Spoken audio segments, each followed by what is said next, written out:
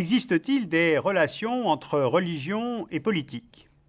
Les phénomènes religieux peuvent-ils imposer des rapports de force aux États? Tout cela, est-ce qu'on peut le lire dans les cartes, le représenter dans l'espace? Eh bien, c'est ce que nous avons essayé de faire pendant 2 ans pour explorer les relations qui peuvent exister entre histoire, politique et religion. Mais attention, la démarche n'a rien d'exhaustive. Elle se veut seulement exploratoire. Elle veut repérer l'intelligence des rapports de force. Exploratoire dans le temps d'abord. Ce DVD contient par exemple une petite étude sur la géopolitique de la chrétienté des premiers temps. On y découvre que le schisme de 1054 entre la chrétienté d'Occident et la chrétienté byzantine ne se produit qu'en apparence sur la doctrine. Le fond de la division, c'est une question de pouvoir entre les papes.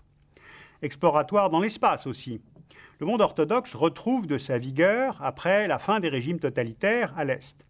Eh bien, n'a-t-on pas pour le moment un nouveau rideau qui se dresse en Europe entre des sociétés post-communistes qui retrouvent leur religion et d'autres à l'Ouest de plus en plus sécularisées? Nous avons travaillé aussi sur les perceptions. Comment des représentations cartographiques trop simples du monde musulman finissent par rendre apparemment homogène une réalité qui ne l'est pas. Or, cette erreur de représentation sert la thèse du choc des civilisations que nous nous employons à analyser, preuves et cartes à l'appui. Car en fait, une analyse fine des conflits d'aujourd'hui fait apparaître qu'il n'y a pas de guerre de religion.